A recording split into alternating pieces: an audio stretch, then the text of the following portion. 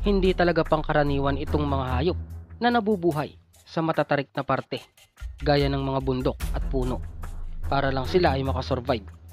Pero may mga pagkakataon na naaaksidente din sila gaya ng mga nasa video na to.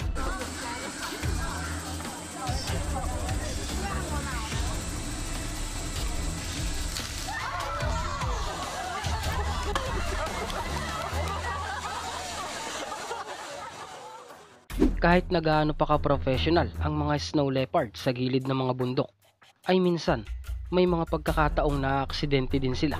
Sa isang pagkakamali ay maaari nila itong ikamatay. Tulad nito, nung naghahanap ng bababaan ang leopard, dito ay nagkamali siya ng nayapakan. Kaya naman diretso ito pa ibaba.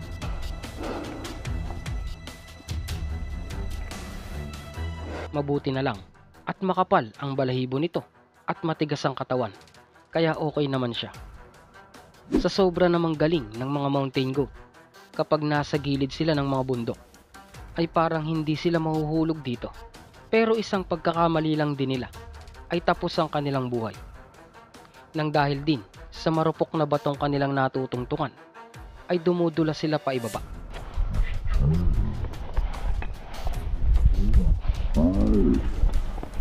Pag medyo mataas ang bundok, ay talagang patay sila.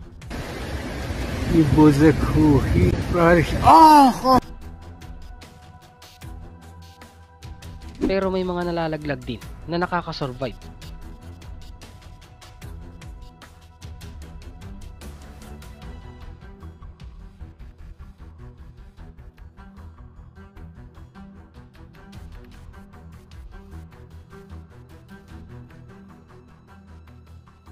Medyo malabo naman ang isang ito. Hindi nila alam kung bakit napadpad ang dalawang tupa na ito sa gilid ng bundok. At dahil hindi nga sanay sa bundok, ang tupa ay nadulas itong paibaba. There it gone. It's gone. Pero hindi naman sila namalmaan. There it goes. Oh my god. Napipilitan na magpugad ang mga Arctic ghosts sa matatarik na bundok para protektahan ang kanilang mga inakay. Pero minsan, ito ay kanilang ikinapapahamak din. Kapag ito ay sisiw na, kinakailangan na nila na makasurvive. Kaya naman dapat silang tumalon mula sa tuktok ng mataas na bundok.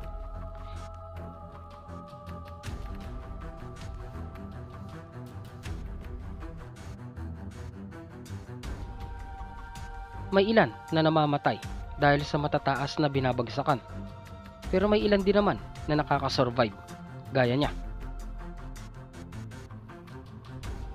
Habang binabantayan ng dalawang agila ang kanilang pugad na may itlog, dito ay bigla na lang itong bumigay dahil sa lakas ng hangin at sa sama ng panahon.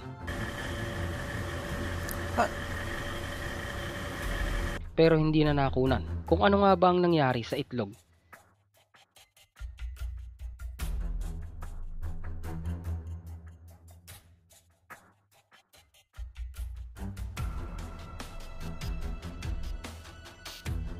Nang dahil sa pagka-curious ng unggoy sa nagkakayak, bigla na lamang siyang nawala sa sarili. Kaya naman nahulog ito. Boom! Oh my God! Mabuti na lang at tubig ang kanyang pinatakan.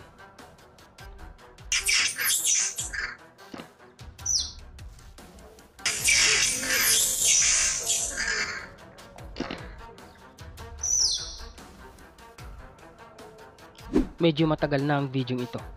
Habang lumilipat naman ng puno ang mag-anak na unggoy, dito ay napabitaw ang batang unggoy. Kaya kitang kita ang pagpatak niya.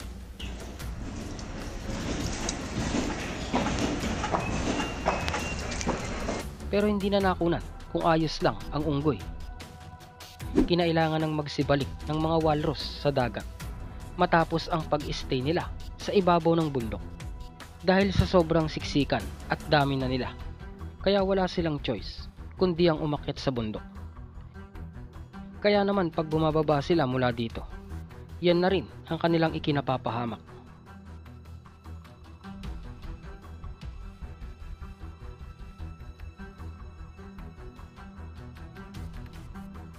Marami naman ang nakakasurvive dahil makunat ang balat nila. Pero syempre, Marami din ang namamatay pag tumama sa bato na matitigas. Halos ilang beses din na nalaglag ang biik ng baboy rama na to nung sila ay tumatawid sa kabila ng batong malaki. Pero kahit na ilang beses pa ito ay nagawa pa rin nila na makaligtas mula dito kahit pa matarik ang bato.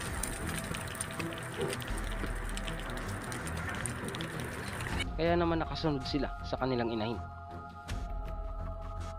Sila ang mga gilimot, halos katulad din nung nasa unang video, dahil kapag kaya na nila ang kanilang sarili, dito ay kinakailangan na nilang tumalon sa matarik na bundok para mabuhay sa tubig.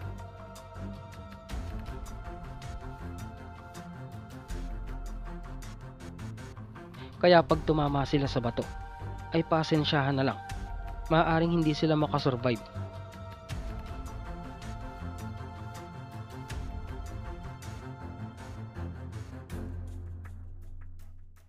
Medyo magulo ang kuha ng videong ito nung maaktuhan nila ang isang usa na nasa gilid ng bundok at nagpupumilit ito na dumaan dito. Kaya naman nahulog siya.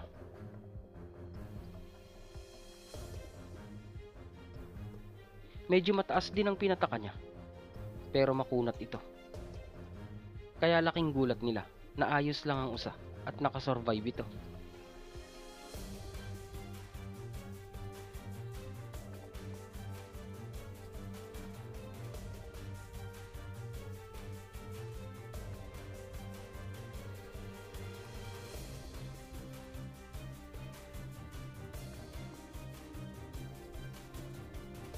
Habang bumababa naman sa puno ang oso, dito ay bigla na lamang siyang nadulas pa ibaba.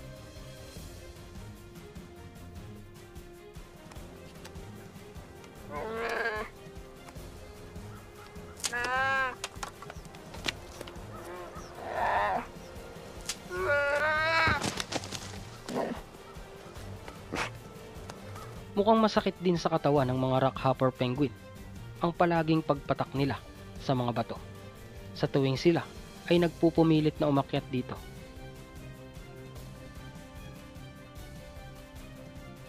Grabe, kaya talagang buwis buhay ang mga hayop na ito. Kahit pa sila ay dito na talaga nakatira. Lalo na at sa isang pagkakamali ay matindi ang kanilang papatakan. Kaya yan lang muna ang mga video natin sa ngayon. Ikaw, nagustuhan mo ba ang mga video ito? Kaya comment ka lang sa ibaba ng channel na to at pag-usapan na yan.